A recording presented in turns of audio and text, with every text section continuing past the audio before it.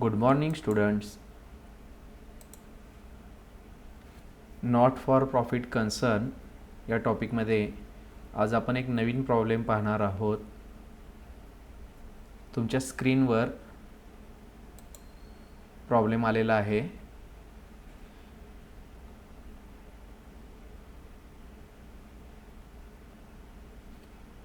Video pause करून तुम्ही तो प्रॉब्लेम लिहून घ्यायचा आहे. फेब्रुवारी 2018ला इथं आहे पहा. फेब्रुवारी 2018ला बोर्ड एक्झामला आलेला हा प्रॉब्लेम आहे. From the following receipt and payment account of AAC College of Commerce Ramanand Nagar for the year ending 31st March 2016 and additional information, prepare income and expenditure account and balance sheet as on that date. He receipt side आहे, ही payment side आहे आणि खाली आपल्याला काही ॲडजस्टमेंट्स दिलेले आहेत. Adjustment 1 to 5 दिलेले आहेत. त्यानंतर प्रॉब्लेम सोडवण्यासाठी मी इन्कम अँड एक्सपेंडिचर अकाउंट एक तयार केलेला आहे ब्लँक. याप्रमाणे तुम्हीही एक blank income and expenditure account आणि त्याच्या नेक्स्ट पेजवर एक बॅलन्स शीट प्रिपेअर करायची आहे. Balance sheet CA closing balance sheet asset side, CL closing balance sheet liability side. Next I for income, E for expenditure.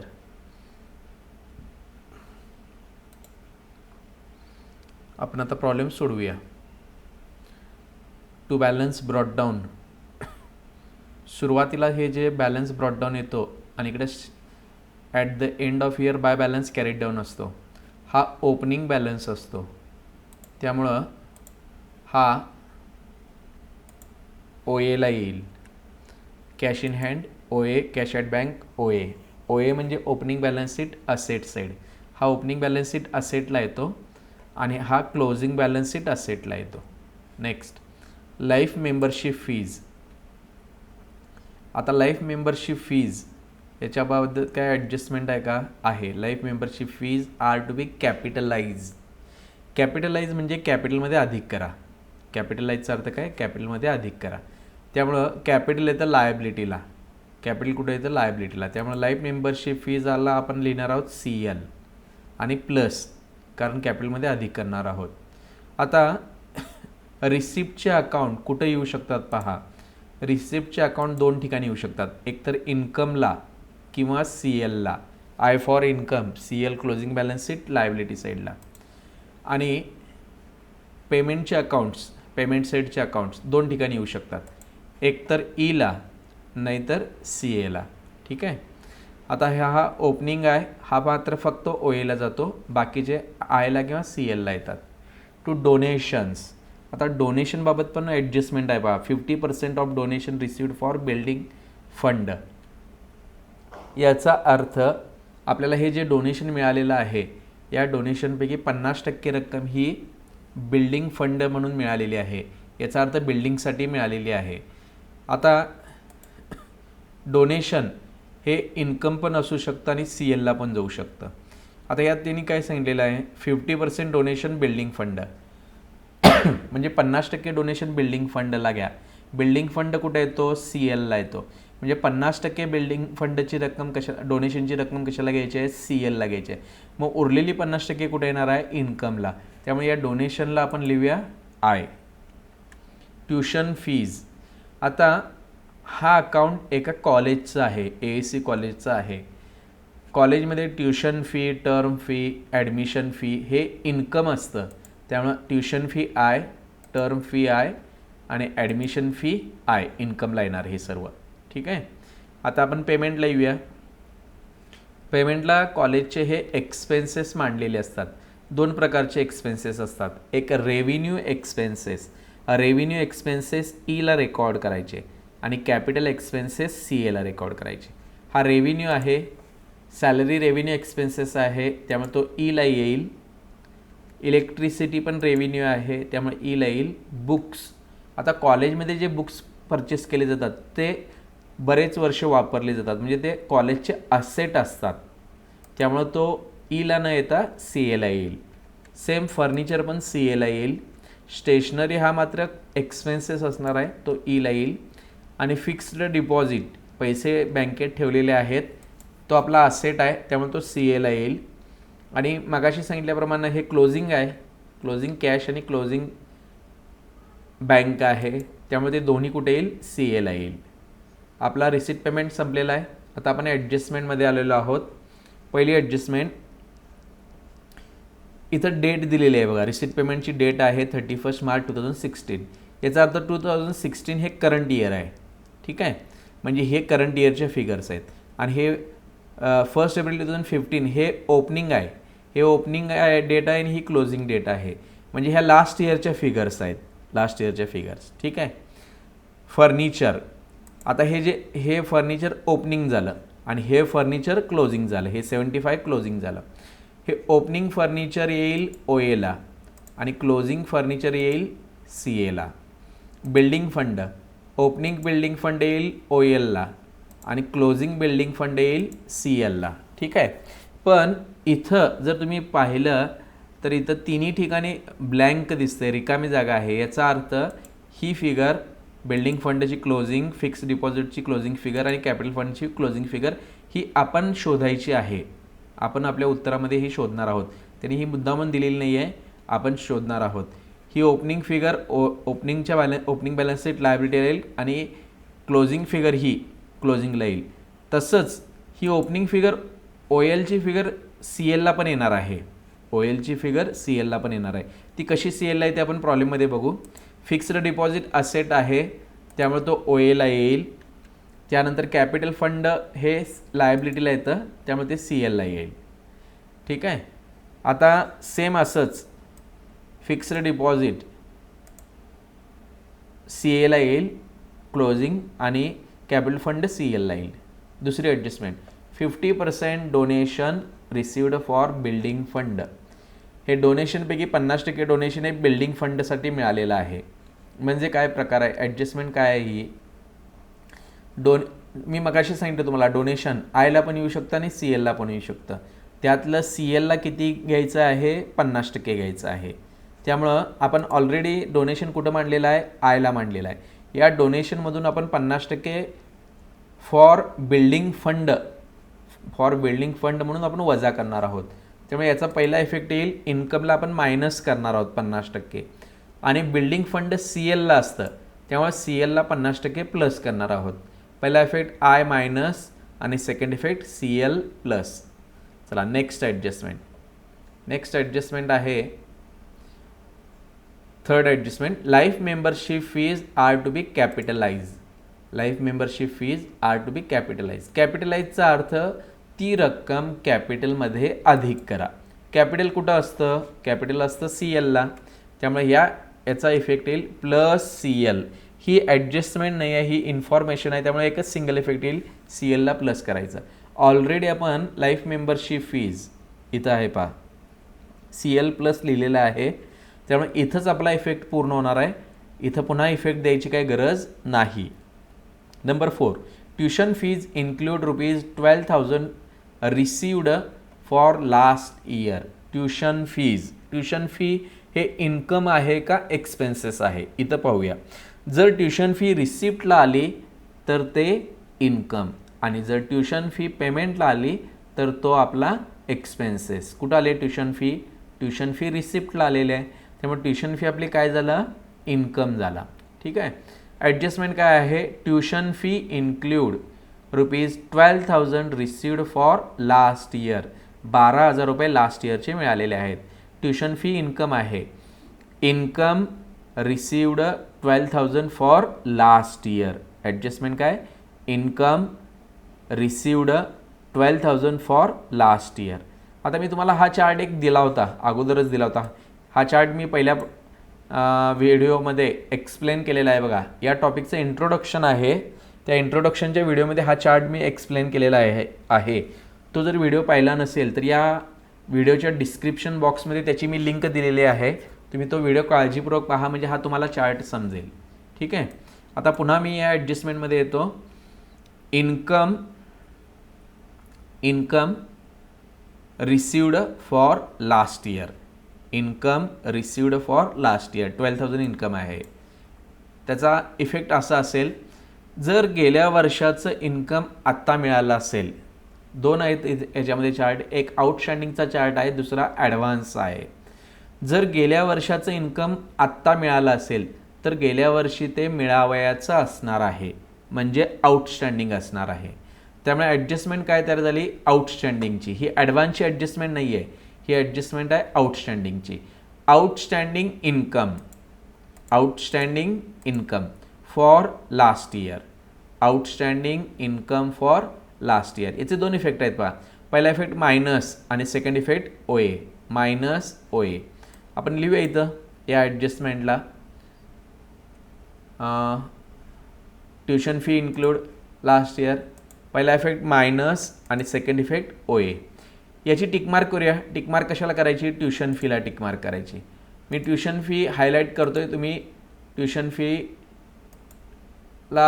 Tick mark करा.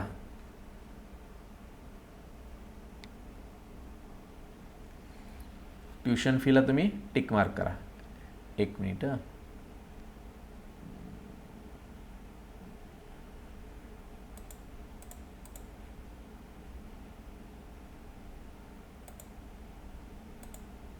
Tuition fee मी highlight केलेली आहे, तुम्ही तिला टिक मार्क करा.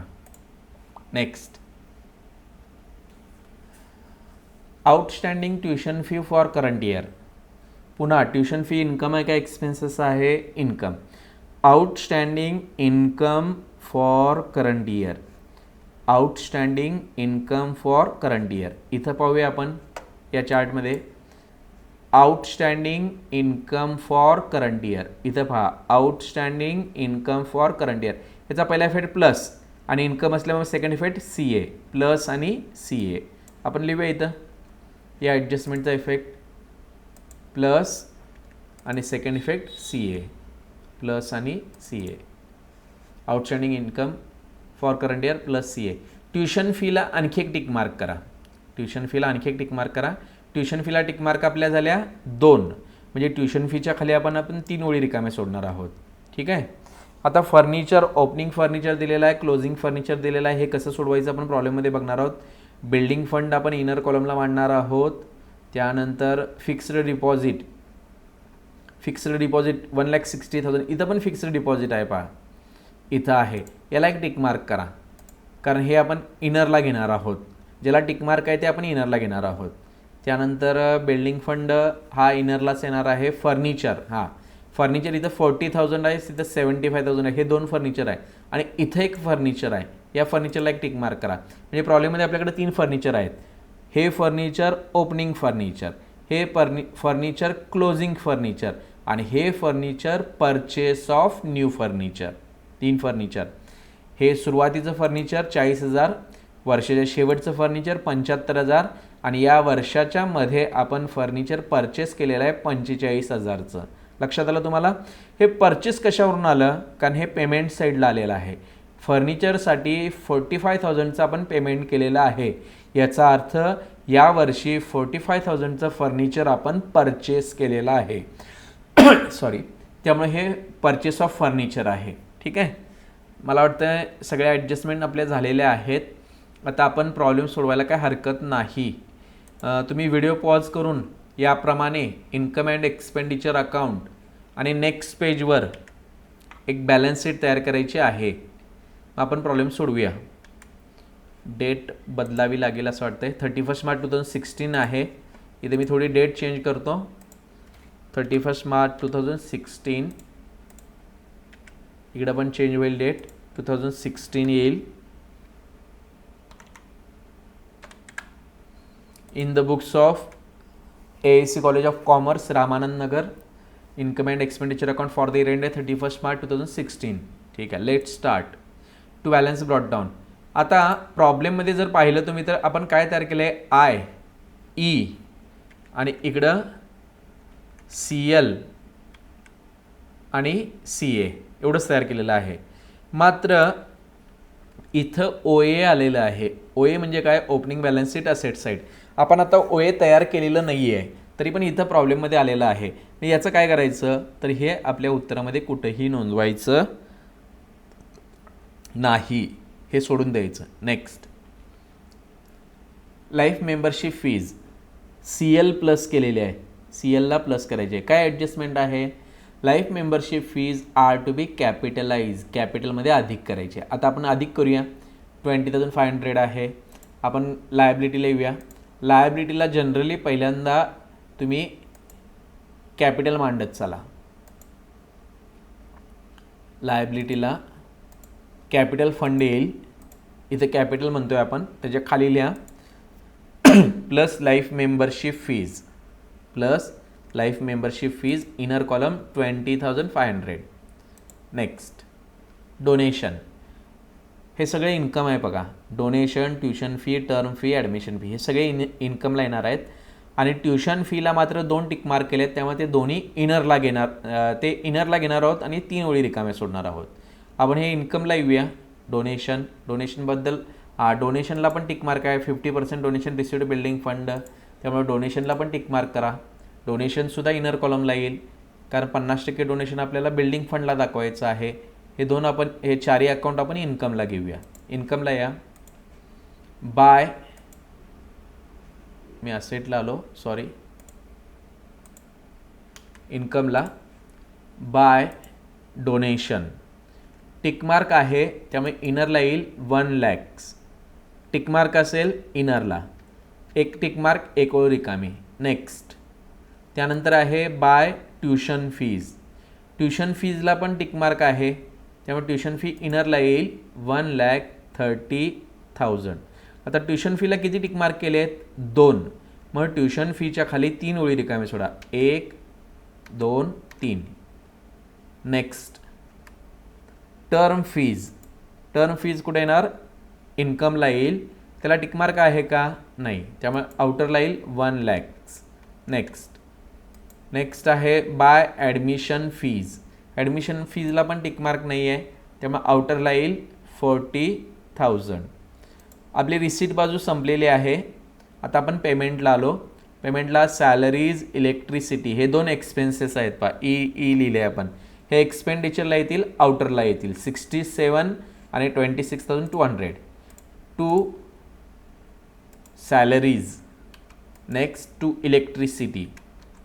To salaries 67,000, to electricity 26,200. Next, books, furniture, these are our assets, hence we record them on asset side. हे assetला येतील books आणि furniture. आता इथं बुक्स आलेत का पाहूया आपण, नाही आले, त्यामुळे हे आउटरला येतील बुक्स. ओपनिंग बुक्स आपल्याकडे नाही आहेत, त्यामुळे आउटरला बुक्स मांडा. बुक्स CAला येतील 41,300. Next, furniture. फर्निचरला टिक मार्क केलेली आहे.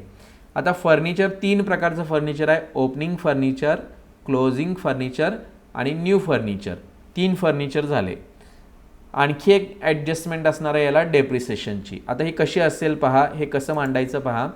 मी इथं मांडतोय फर्निचर ॲड, आपण नवीन परचेस केले, अधिक परचेस फर्निचर, आणि आपल्याकडे एक क्लोजिंग फर्निचर आहे, त्यामुळं या दोन्हीमध्ये जो फरक येईल तो डेप्रिसिएशन असणार आहे, लेस डेप्रिसिएशन. याप्रमाणे फर्निचर मांडा. फर्निचर अधिक परचेस्ड, एक ओळ रिकामी सोडली इथं बेरीज करायला, लेस डेप्रिसिएशन. ठीक आहे, याप्रमाणे मी फर्निचर मांडून घेतलेलं आहे. इथं फर्निचर आहे 45,000.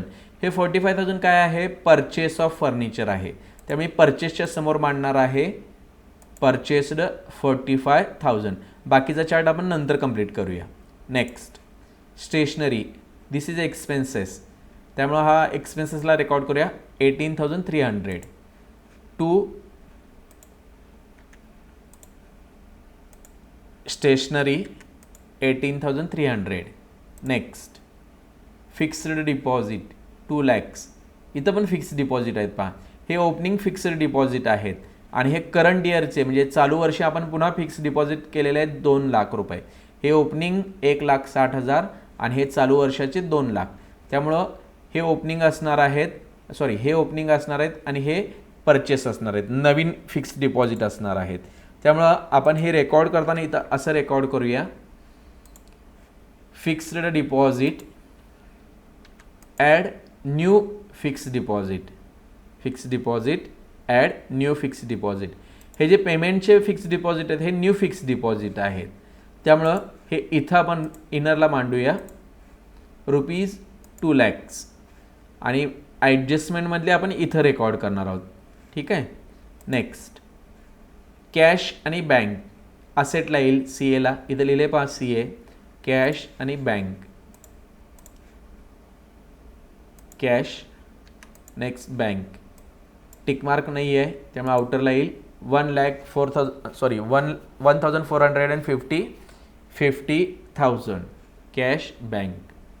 आपली पेमेंट साईड संपलेली आहे. आता आपण ॲडजस्टमेंटमध्ये आलेलो आहोत. पहिली ॲडजस्टमेंट फर्निचर 40,000, याला OA लिहिलं आहे पण OA आपण तयार केलेलं नाही, OL पण तयार केलेलं नाही आहे. जे असेट ओपनिंग असतात, ज्या लायबिलिटीज ओपनिंग असतात त्या ॲटोमॅटिकली पुन्हा CAला किंवा CLला येतात. त्यामुळे गेल्या वर्षाचं फर्निचर या वर्षी पण आपल्याकडे असणार आहे. फर्निचर 40,000 ते OAचं येणार CAला. फर्निचर इथं मांडले पहा, इथं मांडा फर्निचर 40,000. हे ओपनिंग फर्निचर, हे परचेस ऑफ फर्निचर. टोटल या वर्षात आपल्याकडे फर्निचर झालं 85,000चं फर्निचर झालं. आणि इथं मात्र फर्निचर किती रुपयाचं दिलं आहे, at the end of year 75,000चं. याला आपण CA लिहिलं आहे पहा, त्यामुळे 75,000 CAला येतील. CAला हे फर्निचर 75,000 आउटरला मांडा. आता मी इथं पुन्हा सांगतो तुम्हाला, opening furniture 40,000, purchase of furniture 45,000, याची टोटल आली 85, आणि at the end of year हे फर्निचरची अमाऊंट त्यांनी आपल्याला किती दिलेली आहे 75, जी आपण आउटरला मांडली. आता इथं तरी 85 दिसतंय आणि इथं आउटरला 75, याचा अर्थ या दोन्हीमधला जो डिफरन्स असणार आहे तो असणार आहे डेप्रिसिएशन ऑफ फर्निचर. तो डेप्रिसिएशन आता आपण उलटा करायचा, 85मधून 75 मायनस करायचे, डेप्रिसिएशन येतं 10,000. हा झाला डेप्रिसिएशनचा इफेक्ट. हा डेप्रिसिएशनचा सेकंड इफेक्ट, डेप्रिसिएशन हा ईला आपण रेकॉर्ड करतो, त्यामुळे ईला या एक्सपेंडिचरला to depreciation 10,000, to depreciation 10,000. Next building fund OLला येणार आणि OLचा ओपनिंगचा पुन्हा CLला येणार 1,50,000. CLला येऊया आपण, OL आपण तयार केलं नाही आहे. Next building fund inner column 1,50,000. हे मी इनरला का घेतले, कारण इथं बिल्डिंग फंडच्या संदर्भात एक ॲडजस्टमेंट आहे बघा, डोनेशन फॉर बिल्डिंग फंड, त्यामुळे मी हे इनरला घेतलेत. याचा अर्थ याला टिकमार्क करायला हवी होती, तुम्ही टिकमार्क करा. इनरला आपण मांडणार आहोत. फिक्स्ड डिपॉझिट 1,60,000 हे OAला आहेत, ओपनिंग आहे. पुन्हा हे कुठे येणार, CAला येणार. फिक्स्ड डिपॉझिट ओपनिंग 1,60,000 CAला येऊया. इथं लिहिलं आहे पहा ऑलरेडी फिक्स्ड डिपॉझिट, इथं रक्कम मांडा इनरला 1,60,000 आणि न्यू FD या वर्षातली FD आपली 2 लाख आहे, त्याची टोटल येईल आउटरला, टोटल आउटरला येईल 3,60,000. 1,60,000 plus 2 lakh 3,60,000. Next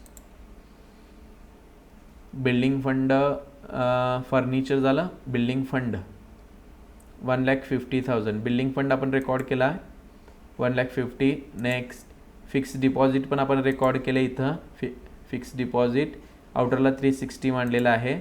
next capital fund, capital fund कुठे येणार, OLला. हा ओपनिंग आहे म्हणून OLला, आणि तोच पुन्हा या वर्षीला CLला येणार आहे 1,20,750. आपण CLला मांडूया. कॅपिटल फंड ऑलरेडी लिहिलेला आहे, इथं फक्त मांडा